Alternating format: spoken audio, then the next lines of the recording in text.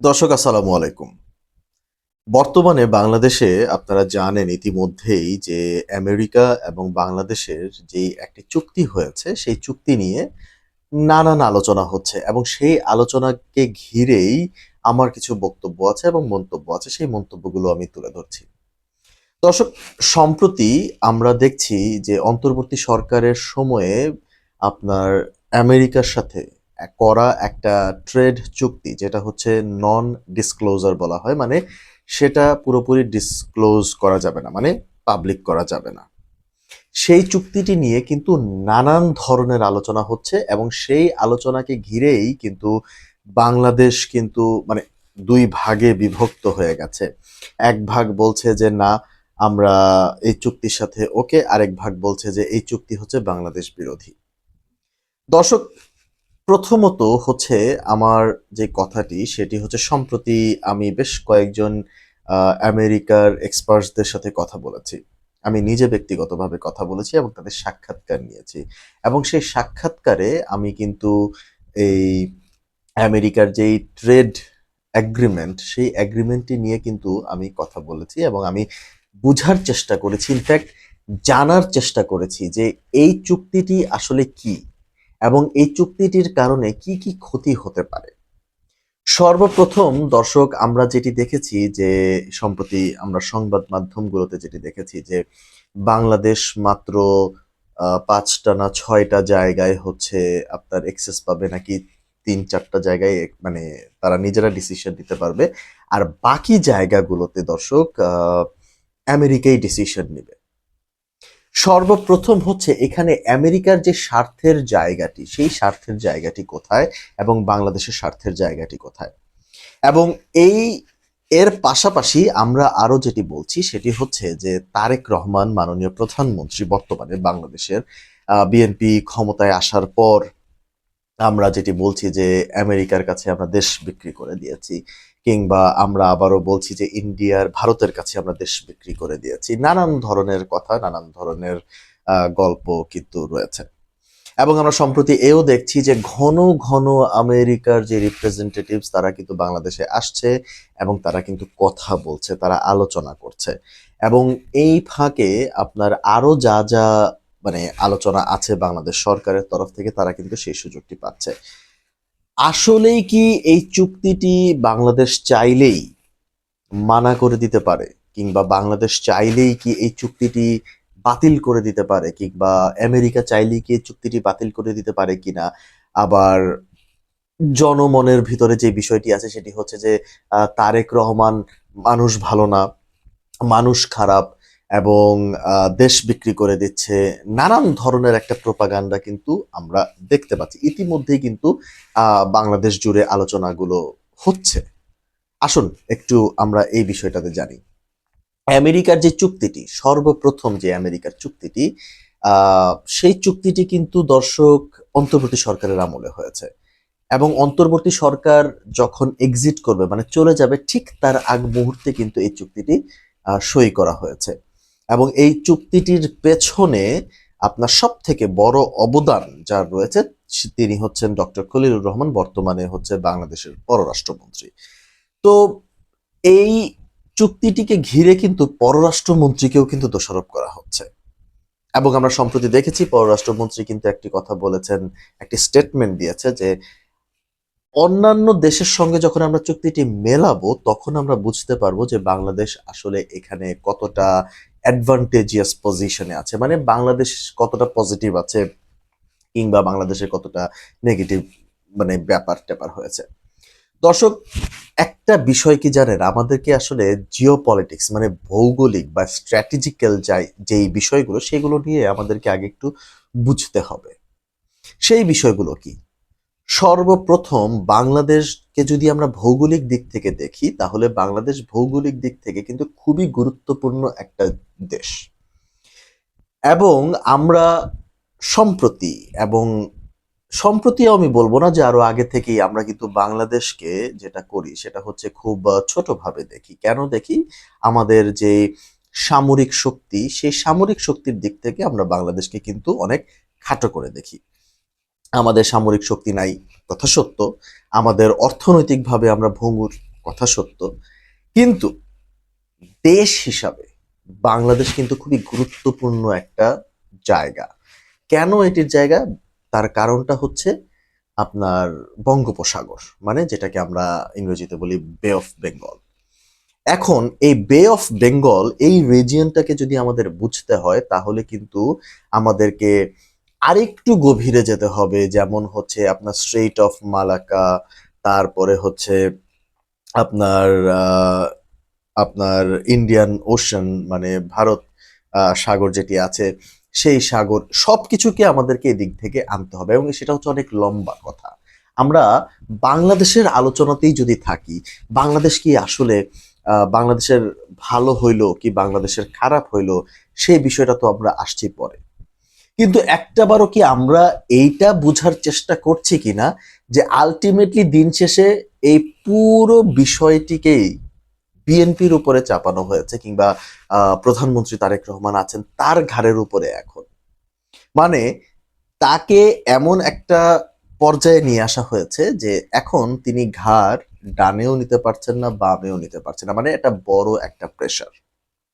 তো সরকারি জায়গার থেকে যদি আমরা দেখি, প্রিভিয়াস রেজিম মানে হচ্ছে আপনার আওয়ামী লীগের আমলের থেকে নিয়ে যদি আমরা দেখি, আওয়ামী লীগ আমলে এই যে আপনার বিদ্যুতের জায়গা বা বিভিন্ন লোন, সেই জায়গাগুলো যখন আমরা খুব বাজে একটা পরিস্থিতিতে চলে গেছিলাম, ঠিক তখনই কিন্তু আমাদের রেজিমটা পাল্টায়, মানে হচ্ছে 5 আগস্টের মতো একটা ঘটনা ঘটে।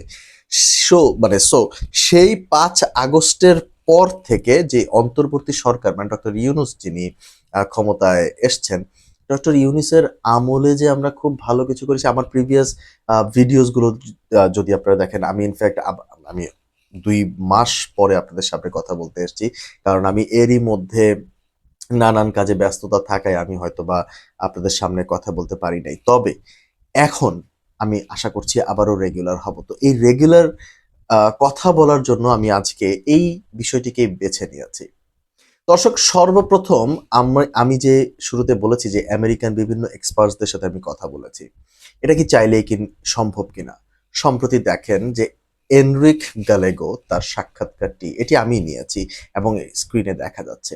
এনরিক গালিগোর এই সাক্ষাৎকারটিতে যদি আপনারা দেখেন, তাহলে একটা জিনিস স্পষ্ট হয়ে গেছে যে কোনো পক্ষ চাইলেই কিন্তু এই চুক্তিটিকে আপনার মানে বাতিল করতে পারবে না, যদি সেটার পেছনে কোনো শক্ত কারণ না থাকে। অতএব যদি এটিকে বাতিল করতে হয়, তবে এর পেছনে একটা বড় শক্ত কারণ লাগবে, তবেই সেটিকে বাতিল করা সম্ভব, অন্যথায় এটিকে বাতিল করা সম্ভব না। তবে এখানে আরো বেশ কয়েকটা ফ্যাক্টর কিন্তু দর্শক রয়েছে। সেই ফ্যাক্টরগুলোর মধ্যে একটা বড় ফ্যাক্টর হচ্ছে বর্তমান সরকার, বা এই যে বাংলাদেশের যে পরিস্থিতি আওয়ামী লীগ যাওয়ার পর তৈরি হয়েছে, এবং আমাদেরকে একটা সরকার, মানে একটা গণতান্ত্রিক সরকারের পেছনে আসতে যেই কষ্ট বা যেই আপনার স্ট্রাগলটা করতে হয়েছে আমাদের জনগণকে, ইনফ্যাক্ট প্রত্যেকটা নেতাকর্মীকে যারা, তো এই সব কিছুর পেছনে কিন্তু আমরা মানে আমার বক্তব্য হচ্ছে বিভিন্ন শক্তিশালী যে দেশগুলো রয়েছে তাদের কিন্তু একটা বড় অবদান রয়েছে। সেটা হইতে পারে পজিটিভ, সেটা হইতে পারে নেগেটিভ। এখন যদি আমরা নেগেটিভটা ধরে নেই, তবে পুরা বৈশ্বিক যে পরিস্থিতি, সেই পরিস্থিতিটাই কিন্তু বর্তমানে নেগেটিভ। তো আমাদেরকে যদি আমরা যদি পজিটিভটা ভাবি, তো আমার মনে হয় যে আমেরিকার সাথে বর্তমানে আপনার আমেরিকাকে না চটায় বা আমেরিকাকে না রাগায়, যেটা আপনারা সচরাচর ফেসবুক থেকে নিয়ে ইউটিউব থেকে নিয়ে সকল জায়গায় বলে বেড়ান যে বাংলাদেশ হচ্ছে, বাংলাদেশকে আপনারা খাটো করে দেখেন, বাংলাদেশের কোনো সামরিক শক্তি নাই। ইনফ্যাক্ট বাংলাদেশ আপনার শক্তিশালী না, এটা তো আপনাদের ভাষ্য। তো অতএব আমরা যখন শক্তিশালী না, তো ইন দ্যাট কেস আমেরিকার সাথে যে চুক্তিটি হয়েছে, সেই চুক্তিটি কিন্তু এক প্রকার বাধ্য হয়ে করতে হয়েছে। কেন বাধ্য হয়ে করতে হয়েছে? তার পেছনে একটা বড় রিজন হচ্ছে, আপনাদের মনে থাকবার কথা যে ট্রাম্প প্রশাসন কিন্তু পুরো বৈশ্বিক একটা কিন্তু মানে বৈশ্বিকভাবেই কিন্তু তারা একটা চাপ তৈরি করেছিল। সেই চাপটা কি? সেটা হচ্ছে ট্যারিফ। মানে হচ্ছে আমেরিকার সাথে ব্যবসা করতে হইলে আমেরিকার স্বার্থকে প্রাধান্য দিতে হবে, অন্যথায় পুরো বৈশ্বিক যে পরিস্থিতি সেটিকেই কিন্তু ট্রাম্প প্রশাসন একদম বলতে গেলে প্রায় নষ্টই করে দিয়েছে। এবং আপনারা যদি দেখেন যে ট্রাম্প প্রশাসন কিন্তু তার নিজের যে বন্ধু তাদেরকেও কিন্তু কাউন্ট করছে না। আপনারা যদি খেয়াল করে দেখেন, সে ইউরোপিয়ান ইউনিয়নের মতো দেশের সাথেও কিন্তু ট্যারিফ নিয়ে কিন্তু সে একটা দ্বন্দ্বে কিন্তু আপনার জড়িয়ে গেছে। এবং আপনারা যদি দেখেন যে ইরানের সাথে যে যুদ্ধটা হয়েছে বা এখনো যেটি চলমান আছে প্রায় শেষের দিকে যদিও, সেই যুদ্ধের মধ্যেও কিন্তু আপনারা খেয়াল করে দেখবেন স্পেন, ইউকে, তারপর ফ্রান্স এদের মতো দেশ কিন্তু আপনার ট্রাম্পকে খুব বেশি একটা সাপোর্ট করে নাই। আপনি যদি আবার ট্রাম্প প্রশাসনের দিকে দেখেন, ট্রাম্প প্রশাসন কিন্তু কানাডার মতো দেশকে আপনার বিশাল আহ চাপে রেখেছে। আপনারা যদি দেখেন যে গ্রিনল্যান্ড তারা দখল করতে চেয়েছে। এই যে নানা দিক থেকে যে বৈশ্বিক একটা প্রেশার, সেই বৈশ্বিক প্রেশারটাই কিন্তু বাংলাদেশের উপরেও এসছে। কেন বাংলাদেশের উপরে এসছে যেটা আমি শুরুতেই বলেছিলাম, বাংলাদেশ ভৌগোলিকভাবে কিন্তু খুব গুরুত্বপূর্ণ একটা রাষ্ট্র। তার কারণটা কি? তার কারণটা হচ্ছে বঙ্গোপসাগর মানে বে অফ বেঙ্গল। এই বে অফ বেঙ্গল কিন্তু একটা বড় ব্যবসা মানে ট্রেডের জন্য একটা কিন্তু বড় রুট। আপনারা যদি এই এনরিক গালেগোর এই সাক্ষাৎকারটি যদি আপনারা আবারও দেখেন তাহলে এখানে দেখবেন স্পেসিফিক্যালি এই এনরিক গালিগো হচ্ছে আমেরিকার স্টেট ডিপার্টমেন্টের সাবেক মানে আপনার একজন অফিসার, এবং তিনি ন্যাশনাল সিকিউরিটি এবং স্ট্র্যাটেজি নিয়ে কাজ করেছেন। তিনি আফ্রিকা, আমেরিকা, এশিয়া এই মানে এই মহাদেশগুলোতে কিন্তু তারা মানে তার অভিজ্ঞতা আছে। তো তিনি স্পষ্ট করে একটা কথা বলেছেন যে এই অঞ্চলে চীনকে মানে চায়নাকে কাউন্টার দেয়াটাই হচ্ছে আমেরিকার মূল টার্গেট। আমেরিকা যেন ব্যবসায়িকভাবে সরি চায়না যেন তার ট্রেড মানে তার ব্যবসার জায়গাটাতে যেন সম্প্রসারণ না করতে পারে, এই অঞ্চলে যেন চায়না খুব বড় পরিসরে আসতে না পারে। তো চায়নাকে যদি কাউন্টার দিতে হয় তাহলে এই অঞ্চলে আমেরিকার প্রেজেন্সটা দরকার। আমি যখন তাকে এই সাক্ষাৎকারে একদম সোজা সাপটা আমি প্রশ্ন করেছিলাম যে আমেরিকা কি জোর করে তার ফোর্সেস ডিপ্লয় করে সে কি এই অঞ্চলে ঘাঁটি করতে চায় কিনা, যেটি সরাসরি তিনি নাকচ করে দিয়েছেন। তিনি যেটি বলেছেন যে আমেরিকার প্রেজেন্স এই অঞ্চলে হচ্ছে চায়নাকে টার্গেট করে, বাংলাদেশকে টার্গেট করে না। অতএব বে অফ বেঙ্গল কিন্তু একটা বড় অঞ্চল, এটা কিন্তু বাংলাদেশের কন্ট্রোলে। অতএব বাংলাদেশকে যদি কন্ট্রোলে রাখতে পারে তাহলে আমেরিকার জন্য একটা সুবিধা হতে পারে, এবং সেই জায়গা থেকে আমেরিকা কিন্তু এই ট্রেড চুক্তিটি করেছে। যদি সেই সময়ে সেই মানে চুক্তিটা যদি না হইতো তাহলে আমেরিকা কি করত? আমেরিকা বাংলাদেশকে এত পরিমাণ জ্বালাইতো, ইনফ্যাক্ট ট্রেড যে ট্যারিফ, এই ট্রেড ট্যারিফ নিয়ে এত পরিমাণ প্রেশার দিত যে বাংলাদেশ সেই ট্রেড ট্যারিফ কিন্তু আপনার অর্জন করতে মানে সেটা কিন্তু ঠিক করতে পারতো না, কাজ এমনিতেই অন্তর্বর্তী সরকার কিন্তু একটা পাপেট সরকার ছিল যেটা আমরা জানি, এবং এখন আমরা বুঝতে পারছি যে অন্তর্বর্তী সরকার আসলে কোথায় কোথায় যে ভুলগুলো করেছে সেই ভুলগুলো কোথায় কোথায়।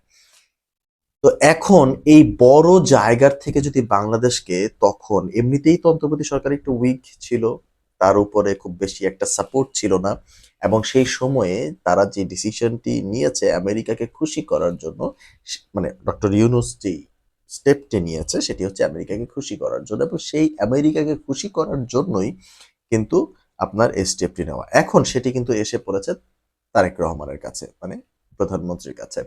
এখন প্রধানমন্ত্রী কি করতে পারে? প্রধানমন্ত্রী কি আদতে কিছু করতে পারে? প্রধানমন্ত্রীর এখানে কিছু করার নেই। তবে হ্যাঁ, প্রধানমন্ত্রী যেটি করতে পারে সেটি হচ্ছে এটা নিয়ে নেগোশিয়েট করতে পারে। এখন নেগোশিয়েট করার জন্য কিন্তু বাংলাদেশের সেই শক্তিটি প্রয়োজন।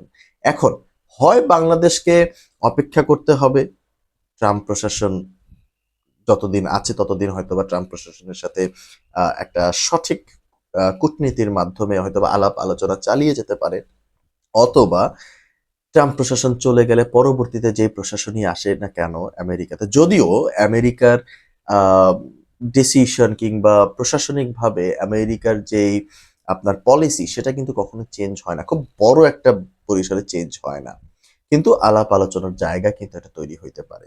এখন তারেক রহমান প্রধানমন্ত্রী, তিনি এই ট্রেড চুক্তি মানে এই ট্রেডটি নিয়ে তিনি কি আমেরিকার সাথে কতখানি নেগোশিয়েট করতে পারবেন, সেটি হচ্ছে সময়ের বিষয়। তবে আমরা যারা ফেসবুকে বারবার এটি বলছি যে তারেক রহমান ভালো না, দেশ বিক্রি করে দিচ্ছে, যত নেগেটিভ কথা আছে আমরা যেগুলো বলছি, এগুলো বলার আগে আমাদেরকে কিন্তু একটা জিনিস ভাবতে হবে।